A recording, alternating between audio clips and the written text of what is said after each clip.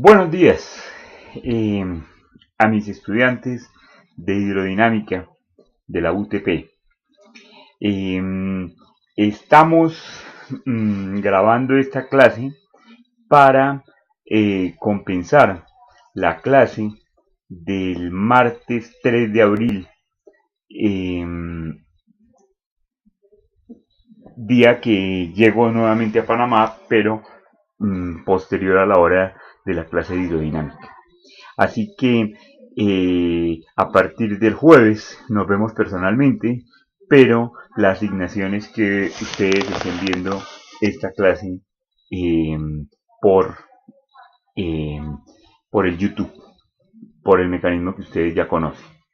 Entonces, eh, vamos a dar inicio. Como sabemos, ya previamente tenemos el material en el Dropbox, y ese material se va a ir renovando mmm, cada vez que haya algo nuevo que decir. Por ejemplo, si ustedes entran ahora al Dropbox, hasta el momento unos poquitos estudiantes me han pedido el enlace y lo pueden compartir entre ustedes. Lo importante es que todos tengan acceso a ese enlace del Dropbox. Van a encontrar que el plan de trabajo de hidrodinámica ya tiene una fecha posterior, 29/03/18, que es el 29 de marzo, día en el que estoy grabando este video. De manera que van a encontrar novedades, y ahora las voy a nombrar. La primera novedad es que miren que tenemos actualizado el programa de hidrodinámica, actualizado especialmente en el siguiente sentido. A nivel de contenido, he evaluado con base en contenidos previos que me han pasado profesores que han dictado la asignatura anteriormente, eh, que es necesario hacer un repaso de, de la, del capítulo de dinámica de fluidos de la asignatura mecánica de fluidos para efectos de homogenizar a todos los estudiantes, porque no todos habrán visto eh, estos conceptos de forma de clasificación de flujo, de forma integral y forma diferencial de las ecuaciones fundamentales. O sea, estas tres lecciones son del curso mecánica de fluidos, pero las vamos a colocar aquí a manera de repaso y las vamos a ver a manera de repaso. Es para estar seguros de que todos estamos en la misma página, de que ningún estudiante esté en inferioridad de condiciones, en el sentido que probablemente en su curso de fluidos no haya visto estos conceptos, eh, especialmente estos dos últimos, de tal manera que simplemente las vamos a repasar. Ya con el profesor Matías, en la primera semana, la de antes de semana, la de Semana Santa, eh, vieron estos dos numerales. O sea, esto ya está visto en clase, están los videos, es un solo video disponible en YouTube, de donde dice clase 1, creo que se llama, de hidrodinámica. Y entonces esto ya es material dado, pero en lugar de entrar hoy con superposición de flujos, vamos a ver estos conceptos. Creo que alcanzo en este video, o sea, la clase del martes 3 de abril va a cubrir estas dos primeras lecciones: clasificación de flujos y forma integral de ecuaciones fundamentales. Y en la clase del jueves, que ya es presencial, ya estoy allá con ustedes, vemos la forma diferencial. De tal manera que en la siguiente semana después de ver esto, ya hemos visto estos dos, o sea que entramos directo a superposición de flujos y ahí continuamos el curso, que eh, todavía sigue aquí por desarrollar. Voy a ir gradualmente eh, actualizando cuál va a ser el contenido del curso. Ustedes conocen ya la dinámica. Lo importante es que tengan acceso a este enlace de Dropbox, a esta carpeta. Lo logran simplemente enviándome un correo electrónico especificándome que son del grupo de hidrodinámica, y a vuelta de correo les envío el enlace a esta carpeta y tienen acceso exactamente a lo que están viendo.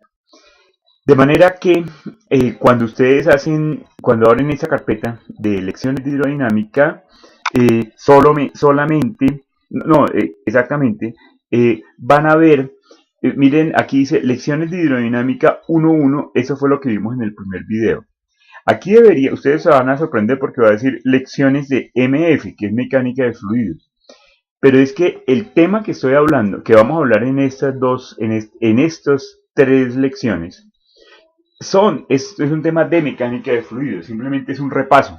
Entonces, por eso dice lecciones de mecánica de fluidos. Entonces, como siempre, todo lo que tienen que hacer es descargar esto desde el Dropbox, estos dos archivos en este caso, que corresponden, estas dos lecciones corresponden a las lecciones, a estas dos, literalmente. Y ya el día jueves 5 de abril vamos a estar viendo esta lección cuyo material, cuyo PDF, oportunamente lo colgaré en el Dropbox, yo creo que el miércoles 4 de abril. Muy bien, entonces sin más rodeos vamos a entrar a clasificación de flujos. Cuando ustedes descarguen y todo eso, van a encontrar la versión PDF de este archivo, que yo lo voy a pasear un poquito en Word, porque siempre que me pongo a editar, así sea por video, la clase, encuentro que hay pequeños cambios o correcciones que hay que hacer, entonces para de una vez hacerlas. Muy bien, insisto, mire, lecciones de mecánica de fluidos, aunque estamos en hidrodinámica, es un repaso para que todos los estudiantes estén en igualdad de condiciones respecto a los prerequisitos. Fíjense que es una lección muy breve, 4 hojas nomás, pero es muy densa, es bien interesante. ¿De qué se trata? Pues la definición de flujo. Quizá es un concepto supremamente amplio y profundo realmente. ¿Qué es un flujo, no? Diferenciar entre flujo y fluido. Ya vimos en mecánica de fluidos que los fluidos son las fases, cuando la materia está o en fase líquida o en fase gaseosa. Cuando está en fase sólida es el tema de la mecánica de sólidos. Así que cuando está en fase líquida o gaseosa y se está moviendo, porque si no se está moviendo, pues es un tema de hidrostática, que es supremamente simple y no requiere toda la elaboración conceptual que estamos desarrollando. Pero cuando se mueve, el fluido se mueve a lo largo y ancho dentro de un espacio que se llama dominio, dentro de un espacio que llamamos el campo de flujo. El campo de flujo está definido por el campo de velocidades. Un campo es una función que está definida en cualquier punto del espacio dentro de un espacio delimitado. De manera que al solo definir flujo se genera una cantidad de clasificaciones que son artificiales, porque en realidad el flujo es algo de la naturaleza que no obedece a clasificaciones específicas. Las clasificaciones nos las enseñó Aristóteles para poder entender los fenómenos, y somos unos discípulos de Aristóteles, así no seamos conscientes de ello. Todo lo clasificamos.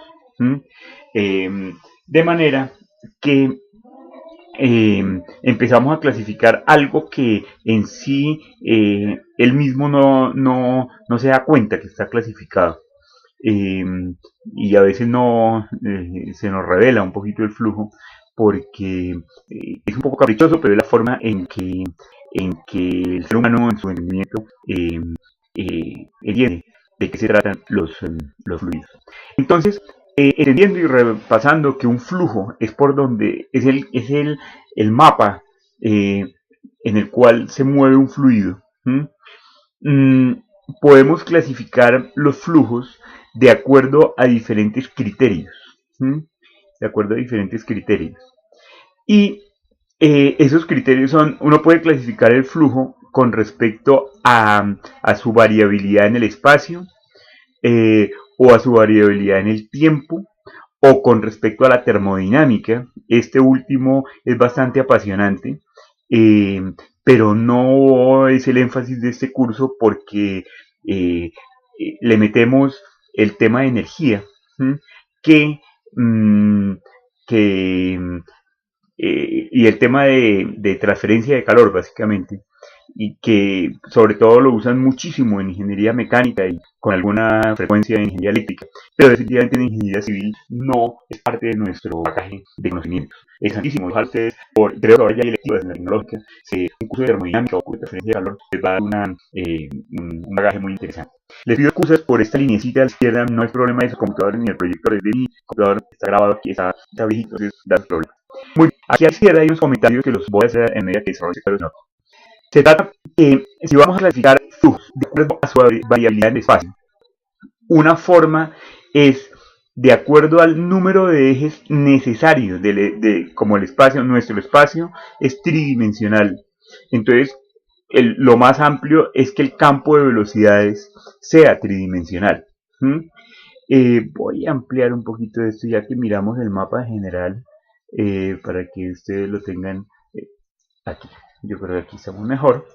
Entonces, en general cualquier flujo, su campo de velocidades, o sea, su velocidad cambia en cada punto x, y, z del espacio. Eso es lo más general, esa es la naturaleza, esa es la realidad. Sin embargo, cuando empezamos a meterle ecuaciones y el campo varía mucho, varía tridimensionalmente, pues esas ecuaciones son más complejas y resolverlas es todavía más enredado, pero se puede resolver. Entonces muchas veces se logra analizando el problema, se puede reducir a un flujo bidimensional. Significa eso, que por ejemplo ya podemos descartar variación a lo largo del C, ¿sí? X, Y. Entonces, si por ejemplo hablamos de un río, piensen en el río Chávez, en el río La Villa, en suelo. El río varía fuertemente de velocidad por la que en general cae en la dirección porque no es una pista, se ve entorchada. De manera que una buena aproximación del río La Villa se logra con un campo bidimensional, descartando la variación en Z, aunque en realidad tiene cambios en Z, en elevación. Si alguien está analizando un fenómeno que le interese mucho la variación en Z, pues entonces tiene que analizarlo tridimensionalmente. Pero bidimensional es más que suficiente. En el caso del río La Villa o de un río. Hay muchos casos donde aún se puede, con una buena elección, reducirlo a un flujo unidimensional. Un ejemplo clásico, ustedes en su ejercicio profesional muchas veces estarán trabajando con tuberías. En la red de tuberías del IDAN en la ciudad de Panamá. Entonces, en cada punto de la tubería, la velocidad no la puede reducir a decir de que solo tiene una componente, que es a lo largo del tubo, y que no varía transversalmente.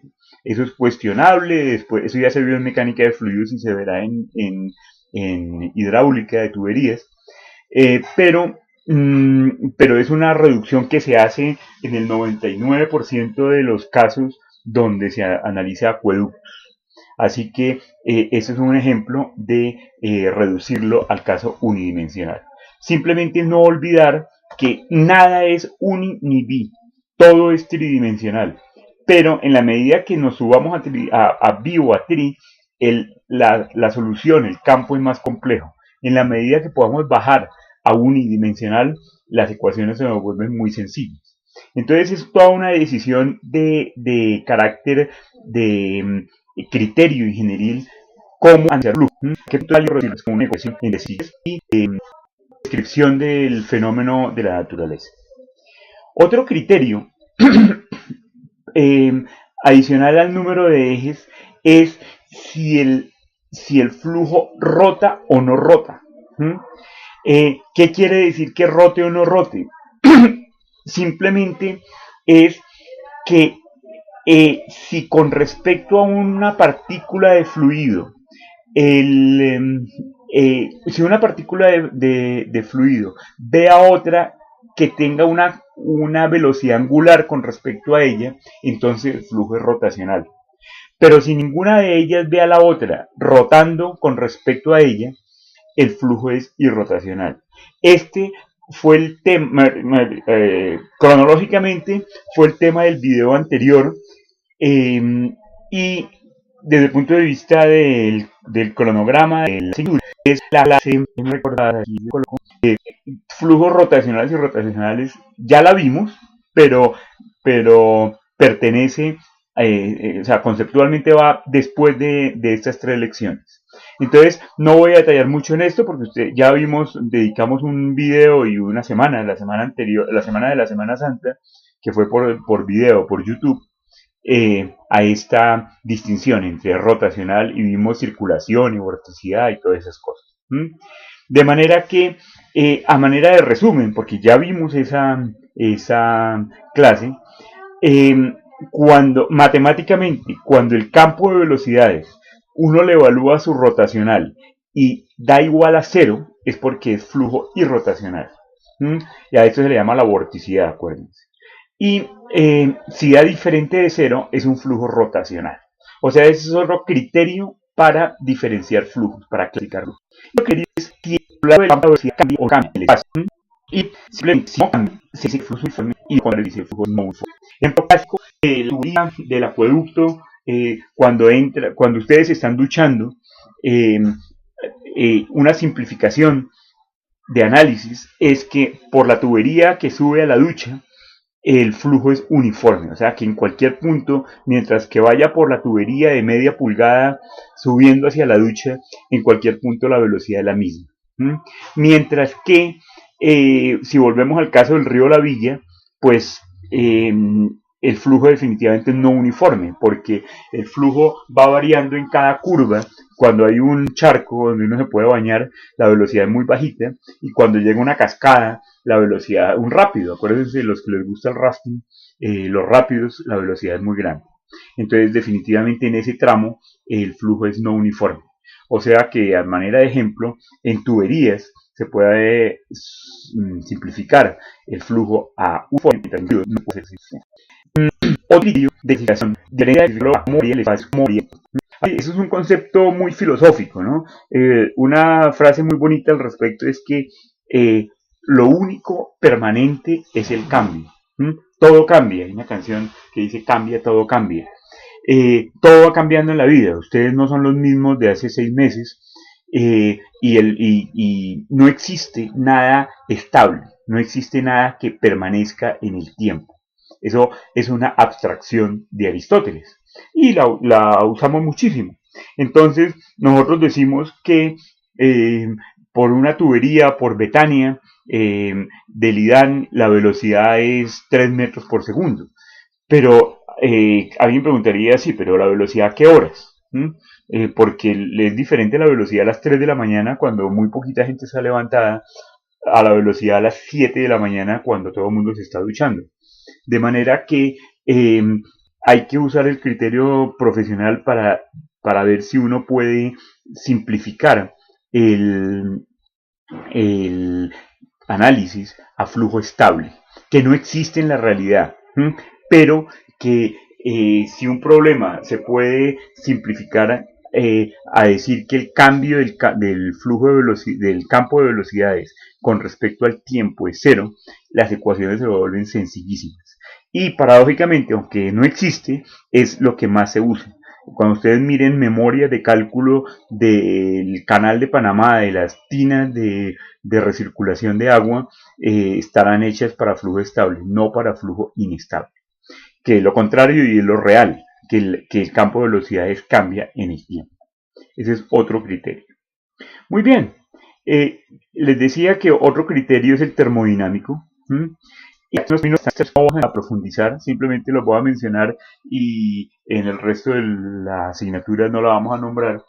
Pero hay algo que es bien interesante en ingenieros civiles, es distinguir entre temperatura y calor.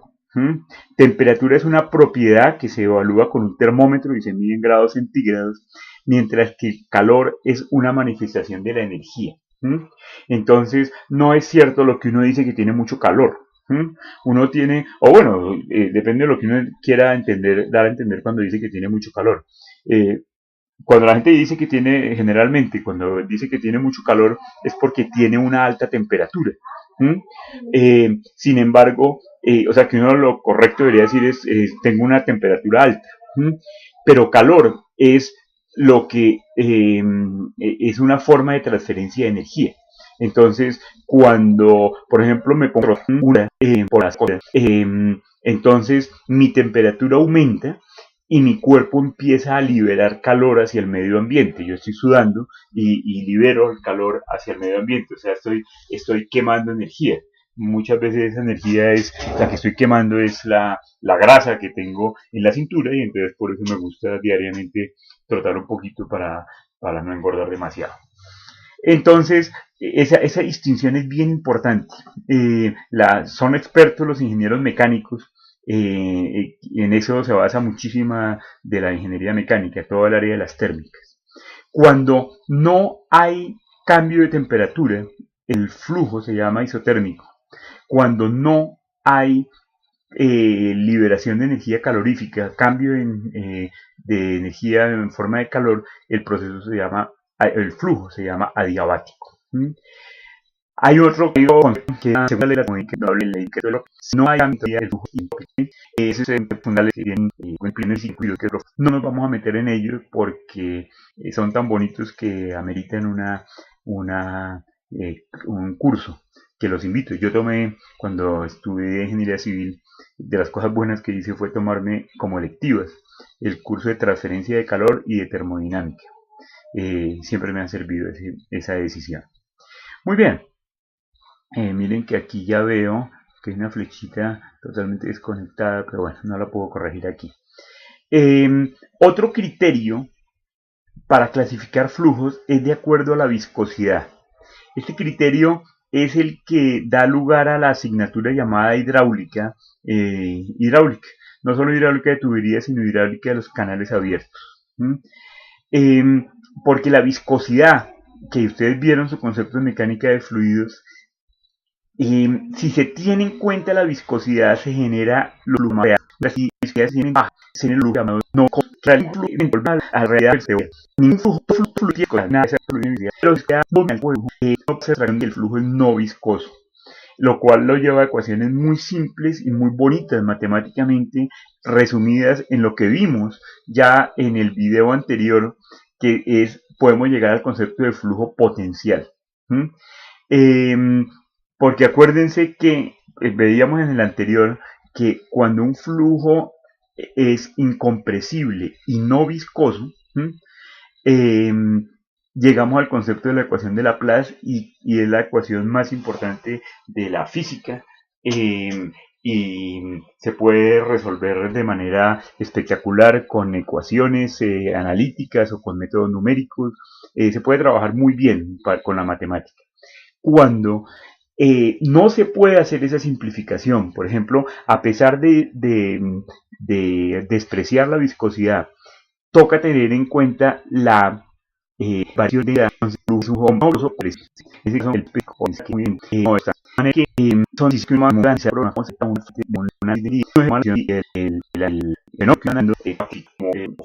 como viscoso, y asume las consecuencias y después tiene que defender esas decisiones. De manera que cuando no se puede despreciar el efecto de la viscosidad, caso clásico, por ejemplo, un flujo de lodos. Eso significa, en el caso de una inundación, en el caso de una tormenta, como la Purísima en el 2010, donde provocó en San Miguelito deslizamientos de tierra, y esa tierra vuelta a lodo bajó por esas colinas. Eso es un flujo fundamentalmente viscoso. El ingeniero que tome la decisión de analizar ese flujo de lodo de una avalancha mediante flujo no viscoso, pues está cometiendo un error conceptual impresionante, porque la respuesta que va a encontrar es totalmente diferente a lo que sucedió en la realidad. Así que ese tipo de con viscosidad, y dependiendo de qué tan viscoso es, porque el flujo por el río Chagres es viscoso, pero la avalancha de San Miguelito también es viscosa, pero las dos son diferentes, porque la avalancha de San Miguelito es flujo laminar, donde mientras que el flujo por el río Chagres es flujo turbulento. Vimos en mecánica de fluidos en el capítulo de análisis dimensional que esa distinción entre los dos se puede cuantificar a través del número de Reynolds. El número de Reynolds, ρ d sobre μ, es la relación entre las fuerzas de inercia, o sea, el movimiento, y las fuerzas viscosas. Si las fuerzas de inercia son las que ganan, son las más fuertes, el Reynolds es alto y se conoce y genera el flujo turbulento. O sea, lo que gana la fuerza viscosa, entonces el Reynolds que aquí chicadas deberían estar más abajo.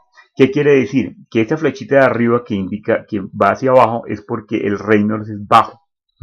Mientras que en el caso de turbulento el Reynolds es alto. Entonces tengan en cuenta que esas dos flechitas hay que arreglarlas. Bien, y hay que bajarlas básicamente. Entonces, en todo esto hay que distinguir. Son formas de distinguir flujos. ¿Distinguirlos para qué? Para poderlos analizar, para poderlos volver ecuaciones y encontrar soluciones a problemas de ingeniería. A proyectos de ingeniería. Insisto que todas estas abstracciones son simplificaciones para poder llegar a ecuaciones y a modelos más simples, pero que en su generalidad todo es tridimensional, nada es isotérmico, nada es adiabático, todo es flujo real. Todo lo otro es tratar de simplificar, quitar variables para llegar a modelos más simples. Muy bien, hecho estas aclaraciones, repasamos otros conceptos básicos de mecánica de fluidos. Cinemática.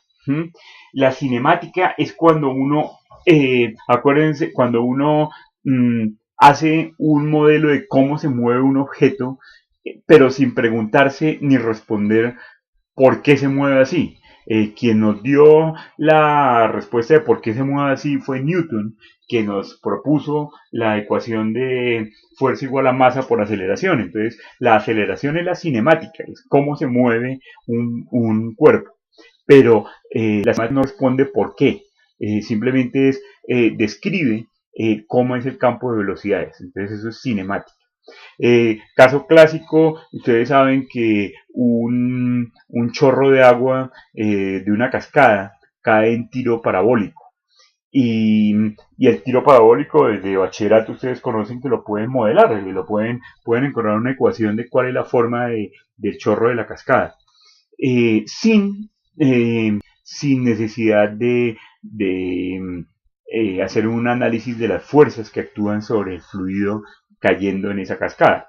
Cuando hacen ese análisis, tienen en cuenta, entonces ya no están en cinemática, sino están en dinámica, porque le meten Newton, por algún lado le meten Newton, segunda ley del movimiento de Newton. Entonces, recuerden que cinemática es describir el campo de velocidades sin entrar a discutir qué causa esas variaciones en las velocidades. Entonces, entrando a cinemática, describir el campo de velocidades, hay dos estrategias fundamentales en la física, no solo en los fluidos, en la física. El método de Lagrange y el método de Euler. Mira, aquí no es Lagrange, no, Lagrange. Entonces aquí tengo, ahí está, Lagrange.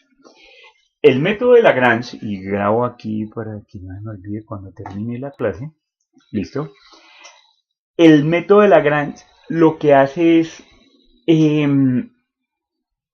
como si fuera marcar una partícula. Hay un ejemplo que me gusta mucho.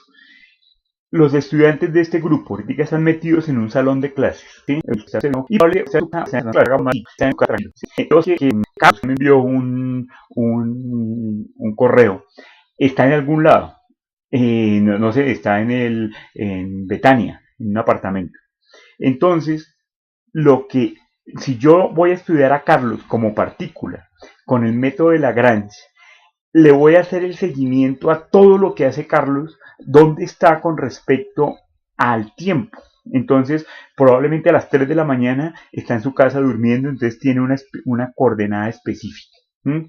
Que es el famoso radio vector, el R. ¿Sí? Con respecto a un sistema de coordenadas que puede ser, por ejemplo, el monumento de entrada a la tecnológica por la vía Centenario, ese puede ser mi origen del sistema de coordenadas. Carlos tiene una coordenada específica, una posición específica a las 3 de la mañana. ¿Mm? O sea que yo puedo decir que la posición de Carlos está por la posición y esa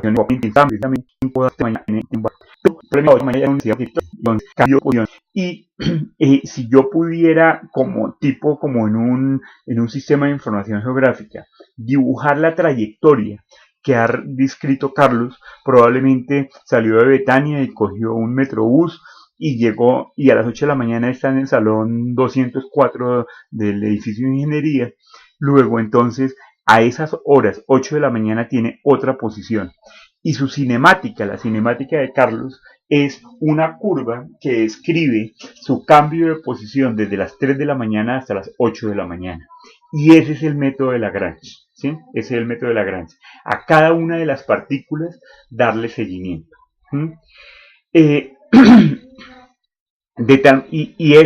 esa trayectoria en el sistema de información geográfico es lo que se llama línea de trayectoria. Yo podría publicar un mapa donde muestre la línea de trayectoria de Carlos desde las 3 de la mañana hasta las 8 de la mañana. ¿Mm? Entonces, de tal manera que Carlos no es el único estudiante de mi grupo de hidrodinámica, sino hay 15 más, que los voy a conocer personalmente este jueves.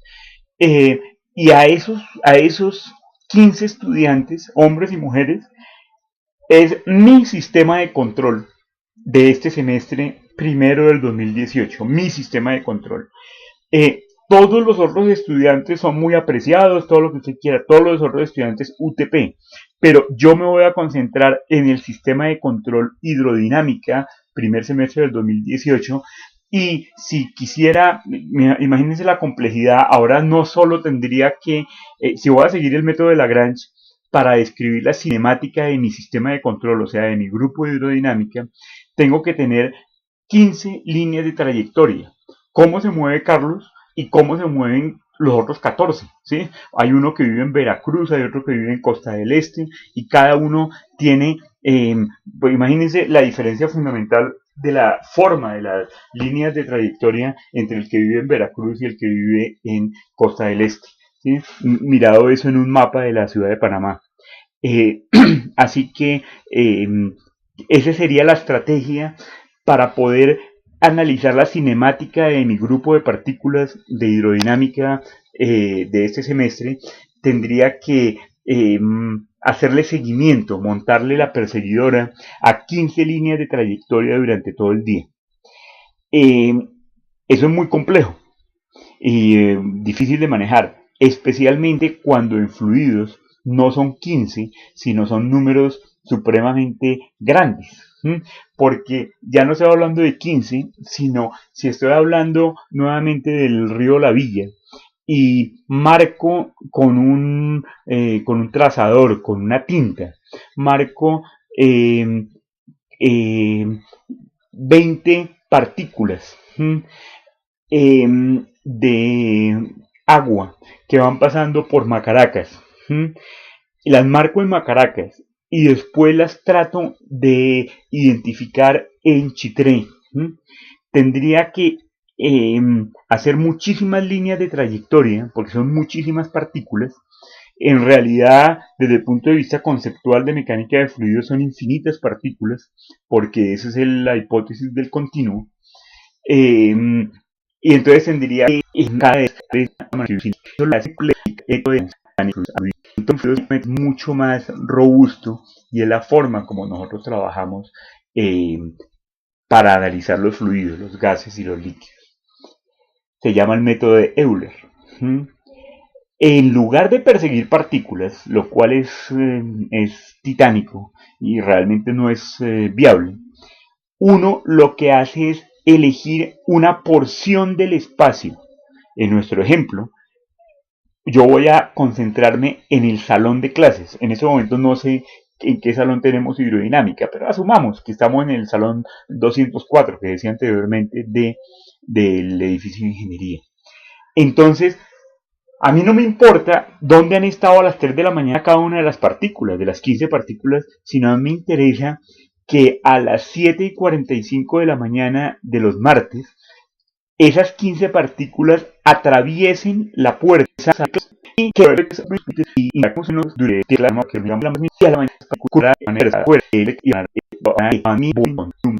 de clases, donde yo permito que tiene una parte permeable que es la puerta. Ustedes no pueden entrar por la ventana. Tienen su sanción si entran por las ventanas. Es mejor que entren por la puerta. Y, eh, y, y entonces ese es el método de Euler. No nos concentramos en las partículas específicas, sino en una porción de nuestro espacio tridimensional donde habitan las partículas, entran y salen por alguna parte permeable y se mueven, entran, ocupan su pupitre, salen, después de ocupar su pupitre, el profesor les pide que en el tablero resuelvan un problema, entonces se levantan el pupitre, se mueven, hay cinemática, eh, allá al frente en el tablero empiezan a moverse para resolver el problema, se devuelven, o sea que tiene toda una línea eh, un mapa de cómo se están moviendo las partículas que están contenidas dentro de mi salón de clase.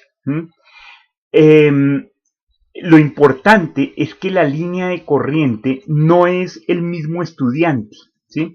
Sino, por ejemplo, haga de cuenta que yo fuera muy militar y entonces solo dejo entrar uno a uno a los estudiantes. Y por capricho no los dejo entrar por la puerta de manera directa, sino inclinados, como a 45 grados, que entren hacia los pupitres.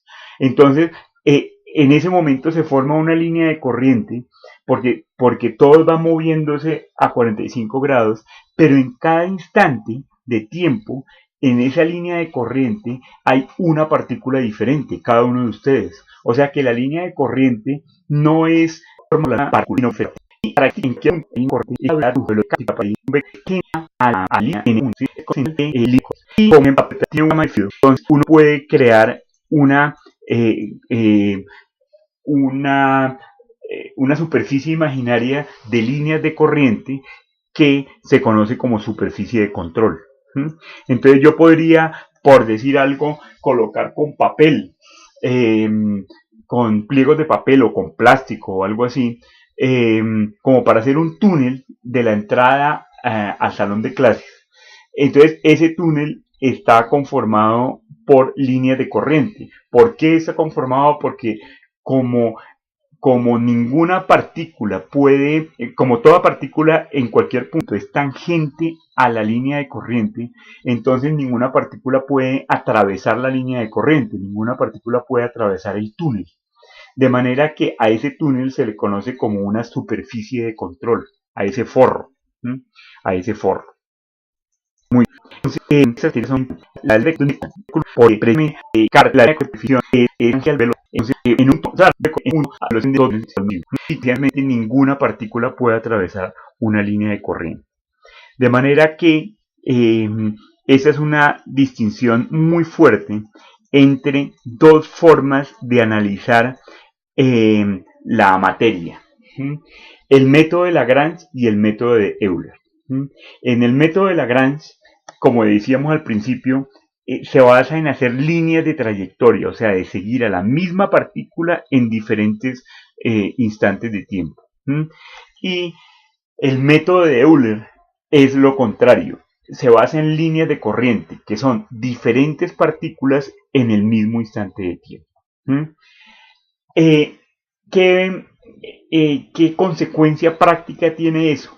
Que finalmente, muy probablemente, cada uno de ustedes en algún momento tomarán la decisión de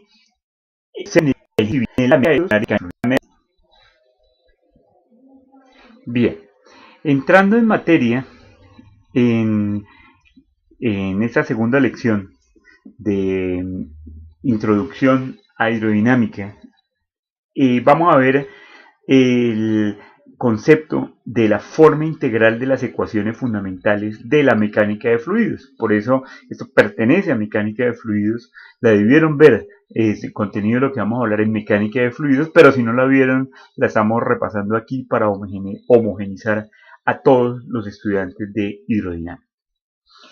Tema muy bonito el que vamos a ver hoy. Como fundamento de ese tema, vamos a hacer una distinción entre propiedades extensivas y propiedades intensivas. Las propiedades extensivas son las que dependen, su valor depende de todo el contenido de materia que hay dentro del volumen de control. Por ejemplo, una propiedad, si yo voy a usar como ejemplo recurrente mi grupo, o sea, como si ustedes fueran partícula de fluido. Me gusta mucho que nos sintamos partícula de fluido. De manera que ustedes 15, yo no sé cuántos son los estudiantes, pero me invento que son 15, de mi grupo de hidrodinámica, son mi volumen de control, mi tema de análisis.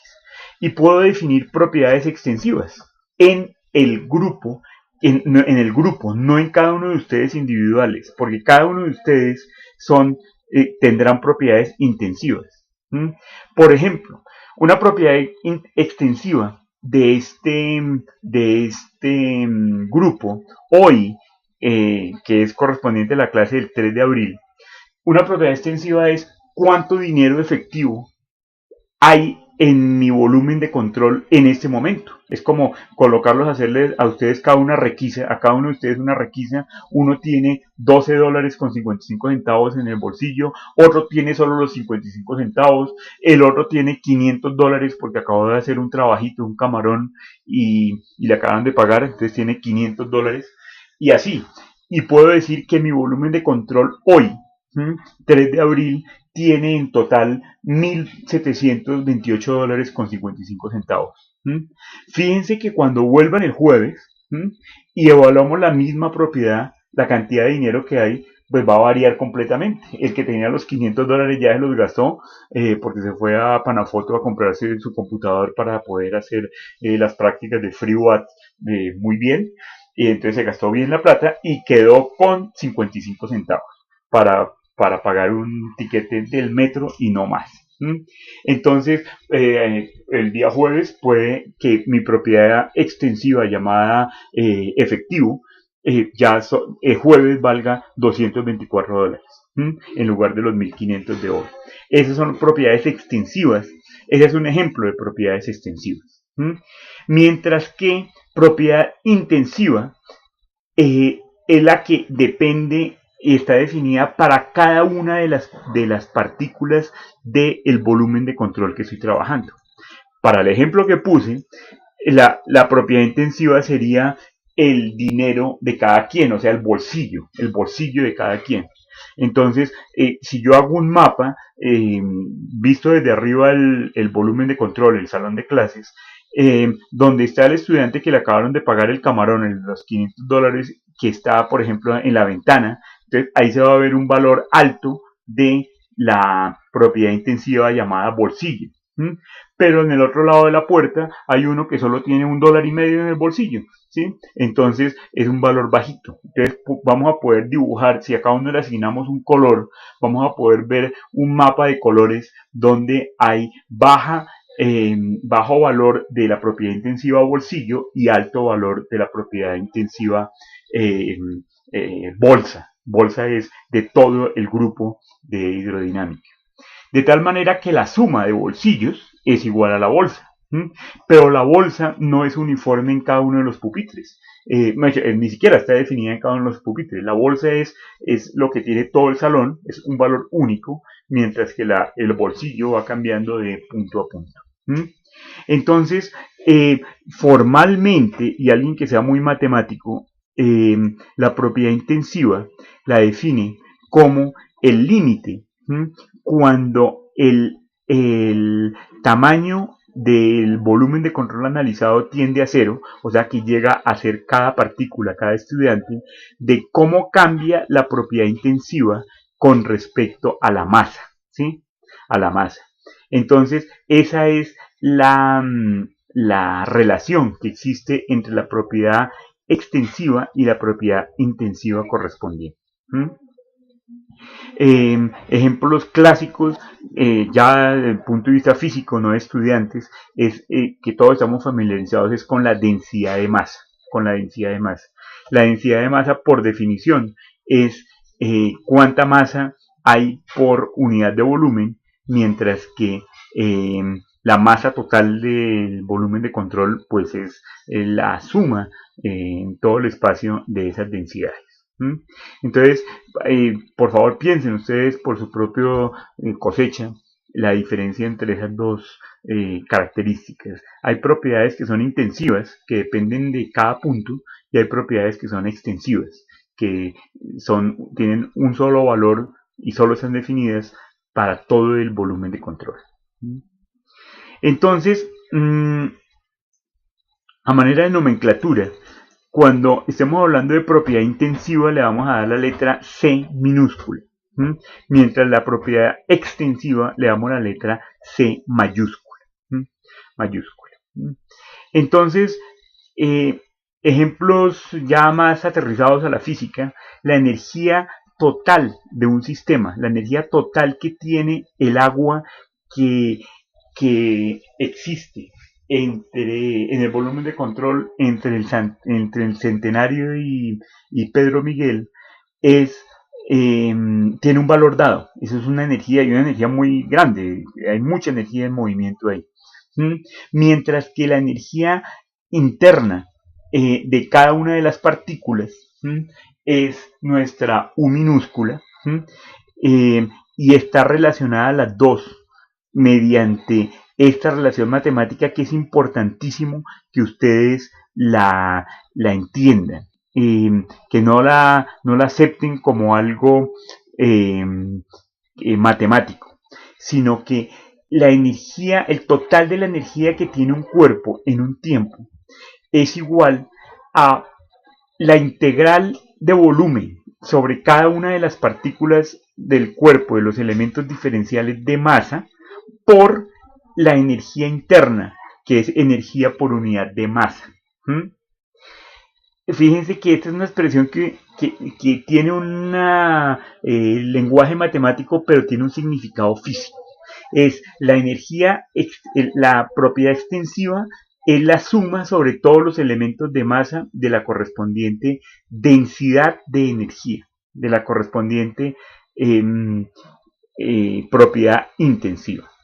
Pero la densidad de algo, la densidad en este caso de energía, se puede expresar como la energía, porque el elemento diferencial de masa se puede evaluar como la densidad de masa en ese punto específico por el elemento, por el volumen, el elemento diferencial de volumen. O sea, masa es densidad por volumen. Masa es densidad por volumen.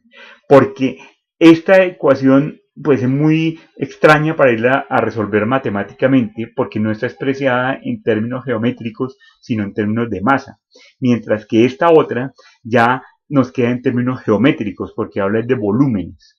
La única cosa es que metimos aquí la densidad de masa, a pesar de que aquí estamos hablando de otra propiedad que es la densidad de energía. Entonces, la densidad de energía por la densidad de masa es ese producto, en este caso, es lo que llamamos la propiedad extensiva. La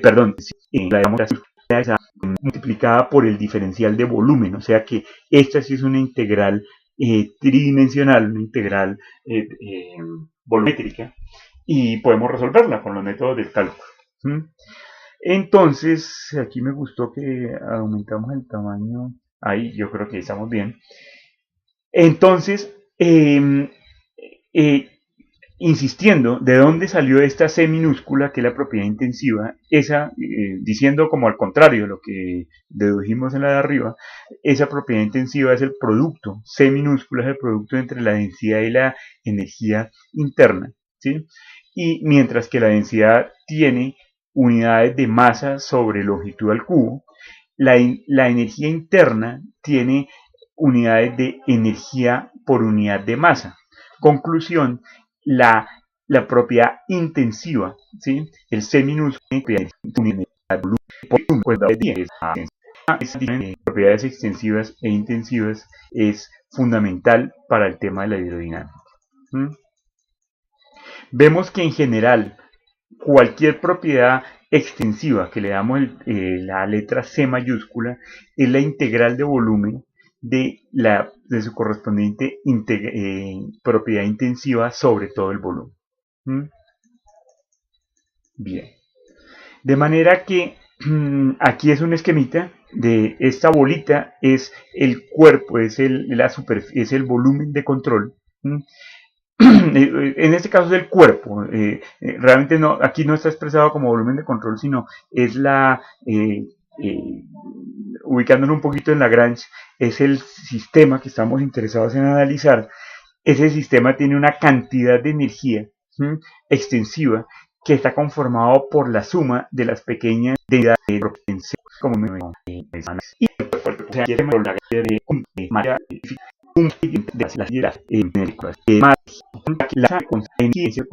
y en ese cuerpo se conserva. Esas tres cosas. Aquí le suena un poquito raro que el momentum se conserva, quiere decir simplemente que se cumple la ecuación de Newton, fuerza igual a masa por aceleración. Bien, entonces, aterrizando la definición anterior a las tres leyes fundamentales de la física, conservación de masa, energía y momentum, las podemos expresar como aparecen aquí. En esta pantalla que estamos aquí, estamos resumiendo lo que el ser humano conoce acerca de cómo se comporta la materia. En esa pantalla está resumido. Hablamos de la masa. La masa es una propiedad extensiva que está definida, está relacionada con su propiedad intensiva llamada entonces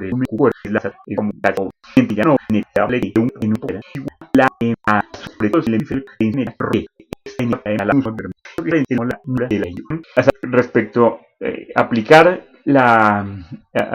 esta ecuación que tenía aquí, esta ecuación que dice que la propiedad extensiva, el valor de una propiedad extensiva es igual a la suma sobre todos los elementos diferenciales de su correspondiente propiedad intensiva, se expresa claramente en estas tres leyes de manera cada vez más compleja. La primera, insisto, es casi que obvia, ¿sí? Es cómo está definida la masa y cómo está relacionada la masa a la densidad. La segunda, ya la densidad de energía es el producto entre la densidad de masa y la U minúscula, y a eso se le llama la propiedad intensiva C minúscula. Ya es un poquito más complejo que esta. Es más complejo por momentum que se mueve de propiedad de los vectores ahora tiene una diferente de momentum, ¿sí? La densidad de momentum, y la densidad de momentum es ρ por V, donde V es expresado elegantemente el momentum por unidad de masa o momentum específico, pero en realidad es para nosotros la velocidad. Esa es la velocidad. O sea que en el caso de Newton, la C minúscula, la propiedad intensiva, es el producto entre la densidad y la velocidad. Pero todavía aquí está compleja la cosa porque estamos hablando de vectores. En la anterior estamos hablando de escalares. Entonces, un vector, para expresarlo en términos de escalares, lo tenemos que descomponer en nuestros tres componentes X, Y y Z. De manera que de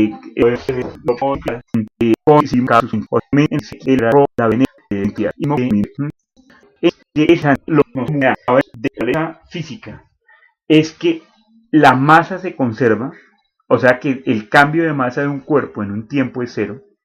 la energía se conserva, o sea que el cambio de la energía de un cuerpo en un tiempo dado es la diferencia entre el calor y el trabajo que le aplica a ese cuerpo, y que el cambio de momentum de un cuerpo en un tiempo es igual a la suma de las fuerzas externas.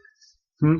Ese conocimiento humano que es profundísimo y está sintetizado en ese renglón que está en azul, está expresado en términos de Lagrange. ¿Sí? Habla de un cuerpo, no habla de un volumen de control, habla de un sistema de control, ¿sí? Habla de un cuerpo. Las ecuaciones básicas de masa, energía y momentum, los conceptos básicos, están expresados en términos del método de Lagrange. Es muy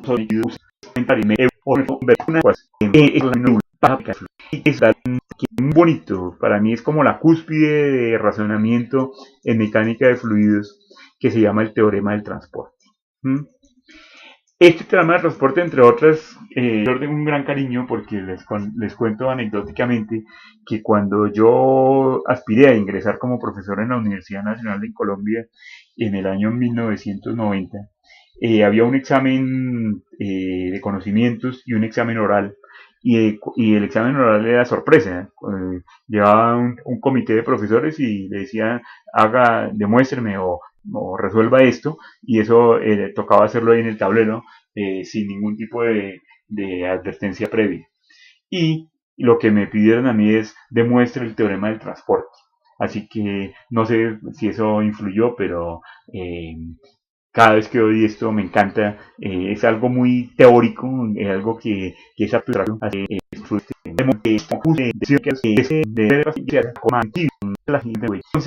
¿Qué es el teorema del transporte? Entonces, como decía anteriormente, lo que queremos es expresar la ley, cualquiera de las tres leyes de conservación que está en términos de Lagrange, ver cómo se expresa en términos de Euler, que es mecánica de fluidos. O sea, ese es nuestro reto, y desde el punto de vista algebraico es encontrar cómo es el cambio con respecto al tiempo, el cambio total, la derivada total con respecto al tiempo de cualquiera de las tres leyes de conservación, masa, energía o momentum, eh, y de esa manera expresarlo en términos de volúmenes de control, pasar de cuerpo, quitar el B, ¿sí? Este B lamentablemente viene del inglés de body, ¿sí? Y expresar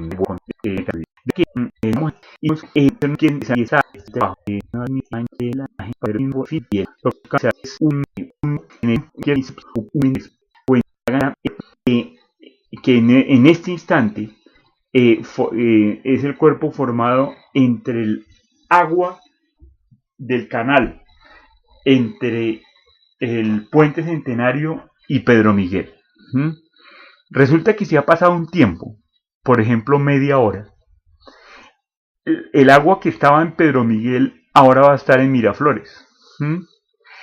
Entonces, y el agua que estaba pasando exactamente debajo del canal de Panamá ahora va a estar, yo no sé, 2 kilómetros abajo del Centenario. De manera que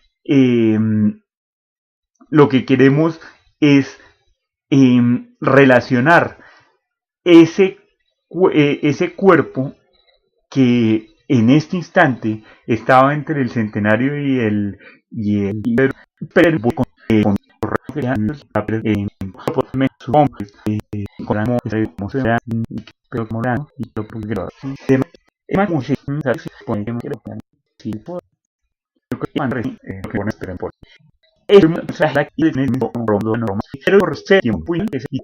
cualquiera que sea. Por ejemplo, media hora, tiempo cero es ya y tiempo 1 es dentro de 30 minutos.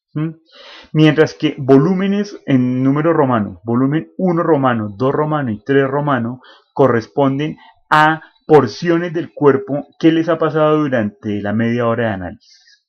En el caso más genérico, este volumen 0, el que está manchadito todo de un mismo color, es exactamente, en el ejemplo que les decía, es el agua que en este instante, en el tiempo cero, está limitada entre el Puente Centenario y Pedro Miguel. Mientras que, y sabemos que en media hora ese volumen de agua se ha movilizado. La que estaba al final en Pedro Miguel ahora va a estar aquí en Miraflores. Y la que estaba en Centenario. Muy bien. Entonces ya he corregido este, este error que había en el sentido que lo que aparecía en la integral aparecía en mayúscula, lo cual no tiene sentido, porque es la propiedad intensiva. Acuérdense que la propiedad extensiva, por definición, masa, energía o momentum de un cuerpo en un tiempo dado, es la suma sobre todos los elementos diferenciales de volumen que ocupa ese cuerpo de su correspondiente propiedad intensiva en cada punto y en el respectivo tiempo. Y esa suma es sobre todo el volumen que ocupaba el cuerpo en el tiempo cero. Y voy a agrandar aquí un poquito para poder ver los subíndices. Y todavía me alcanza un poquito más, yo creo. Y otro poquito más. Listo. Entonces fíjense que es ese volumen cero es es igual al volumen 1 más el volumen 2, que yéndonos volumen 1 romano y volumen 2 romano. Analicémoslo. Bien. He aquí dividido pantalla para tener en mente dos cosas simultáneamente. La definición de los volúmenes del esquema que estamos analizando y la expresión de las ecuaciones correspondientes. Ahora, teniendo estas dos imágenes simultáneas, es más claro decir que la cantidad, el valor de una propiedad extensiva de un cuerpo en un tiempo dado es la suma sobre todo el volumen cero, o sea, que el que ocupaba en el tiempo inicial ese cuerpo. La suma de qué? De su correspondiente propiedad intensiva, que depende de cada punto dentro del cuerpo, dentro del volumen y el tiempo correspondiente. Ese volumen cero, el volumen ocupado por el cuerpo, es igual a la suma del volumen. Sí, estaba dudando, pero es correcto. El volumen 1 romano, o sea, ¿a qué geométricamente cuál es el volumen cero? Es igual a lo que dejó de ocupar el cuerpo durante el tiempo, o sea, volumen 1 romano, lo que dejó de ocupar, y lo que y el nuevo volumen, el volumen 2, que es el volumen que ocupaba en 0, ¿sí? Y también continúa ocupándolo en 1, o sea, ese es el volumen 2 romano.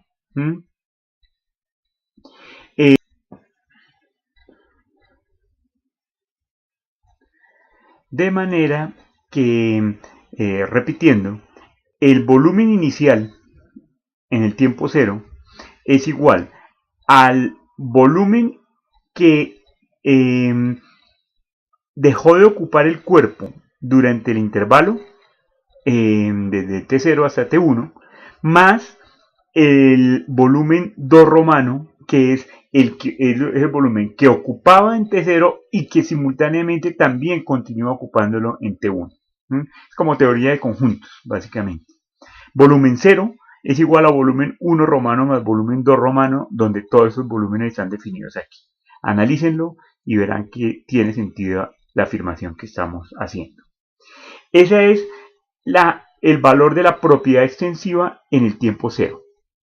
Ahora vamos a evaluar la propiedad extensiva en el tiempo T0 más delta T. Y cuando tengamos una ecuación parecida a esta, vamos a restar las dos y dividirlas entre delta T y sacarle el límite, y de esa manera resolvemos el teorema del transporte. Entonces, en el tiempo T0 más delta T, ¿cuánto es el valor de la propiedad extensiva en T0 más delta T? Pues es en T0 más delta T, estamos hablando es de Bien, me tocó interrumpir el video un instante para hacer una corrección. Si ustedes lo retroceden un instante, aquí aparecía volumen 1 romano. Sí, que es bastante fino el razonamiento para no confundir. Porque ahora lo correcto es que diga aquí volumen 1, pero 1 nuestro, latino. Ese volumen 1 es el volumen ocupado por B en el tiempo 1. ¿Cuál es el tiempo 1? Pues el tiempo 1 es T más dt. O sea que el valor de la propiedad extensiva en el tiempo t más delta t es la suma de la propiedad intensiva sobre todos los elementos diferenciales de volumen 1, porque volumen 1 es el volumen ocupado en tiempo 1, que es t0 más delta t. Pero volumen 1 es igual a la suma de dos volúmenes, de 2 romano y 3 romano. O sea, el volumen en el tiempo 1 es igual al volumen que dejó de ocupar el cuerpo durante el tiempo correspondiente, no, perdón, el volumen 2 y volumen 3. Entonces, volumen 2 es el volumen que ocupaba, o sea, como la intersección, el volumen que ocupaba el cuerpo en el tiempo T0 y que también continúa ocupando en el tiempo T1, más el nuevo volumen ocupado durante el tiempo delta T. Fíjese que el único que no interviene es volumen 1 romano, porque ese lo dejó de ocupar durante.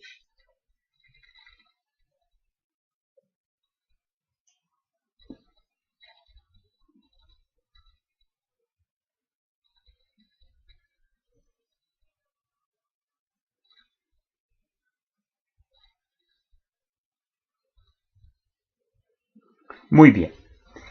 De manera que tenemos acá la expresión de lo que nos pregunta el teorema del transporte: cómo cambia la propiedad extensiva de un cuerpo en un tiempo dado.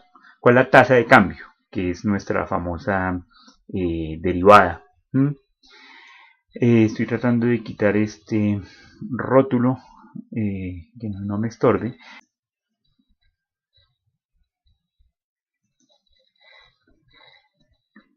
Ahora sí lo logré mover.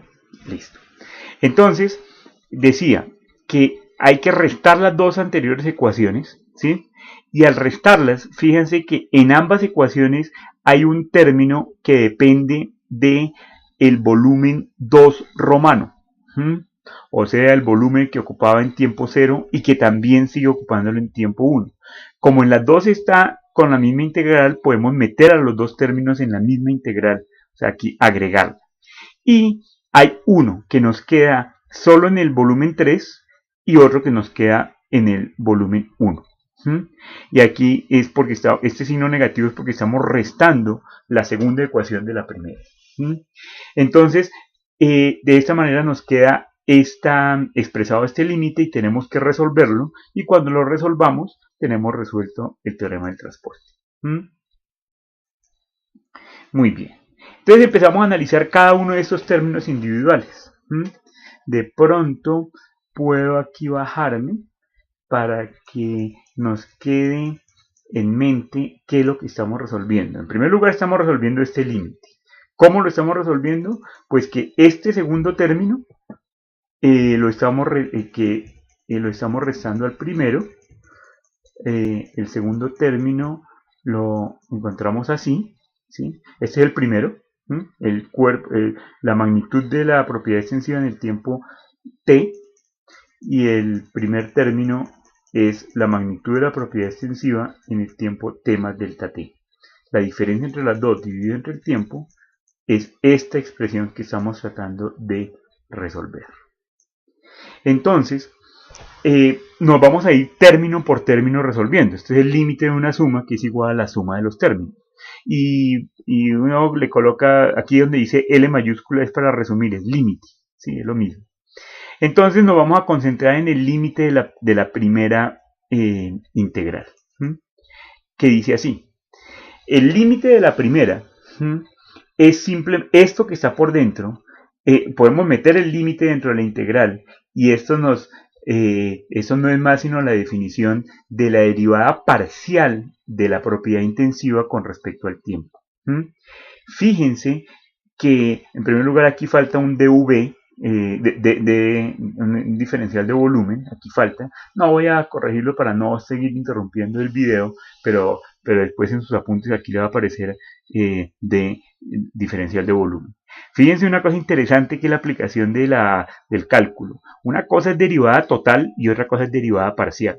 Esto es derivada total de una función que depende de dos variables, del cuerpo y del tiempo. Pero esta es la derivada de la derivada parcial exclusivamente con respecto al volumen, no con respecto al tiempo. ¿Sí? Esa es la diferencia entre una derivada parcial y una derivada total.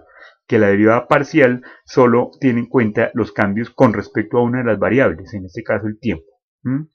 Fíjense la aplicación de nuestro cálculo a la ingeniería.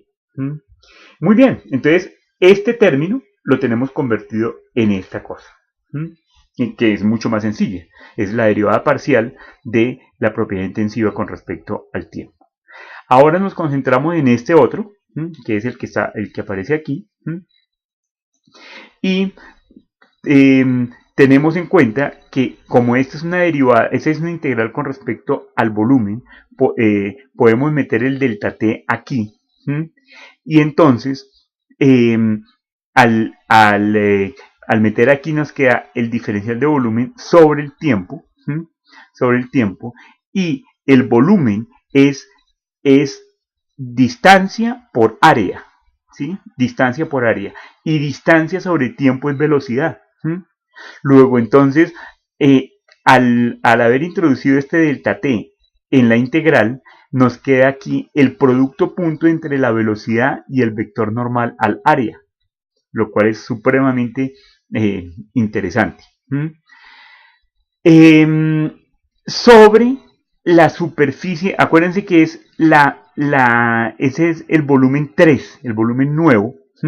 Entonces, donde ese 3 es la superficie de interfase entre volumen 2 y volumen 3, o sea, es la superficie que decíamos de partida de los cilindros que anteriormente describíamos. Entonces, el segundo término nos queda convertido en una integral de superficie.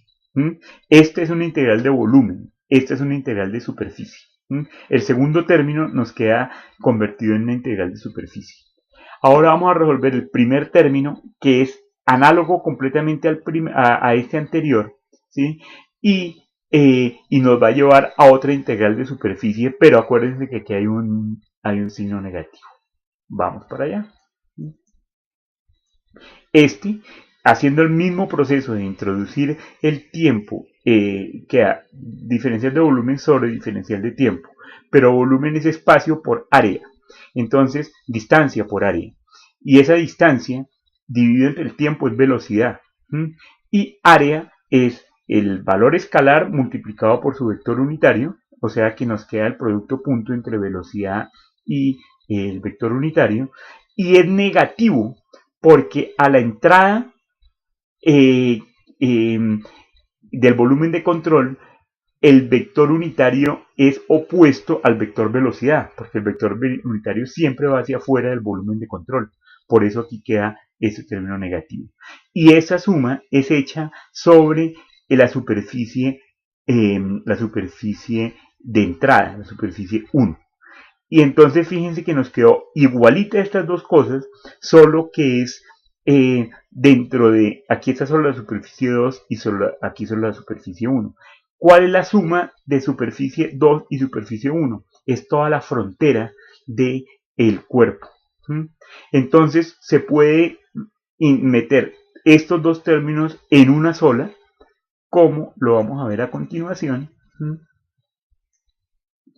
Que lo tenemos aquí, que es lo que estábamos buscando, el cambio en la propiedad extensiva de un cuerpo en un tiempo dado es la derivada parcial de la función de la propiedad intensiva con respecto al tiempo sobre todo el volumen, más este límite, que es la suma de los dos que anteriormente estábamos contemplando. Si metemos este límite,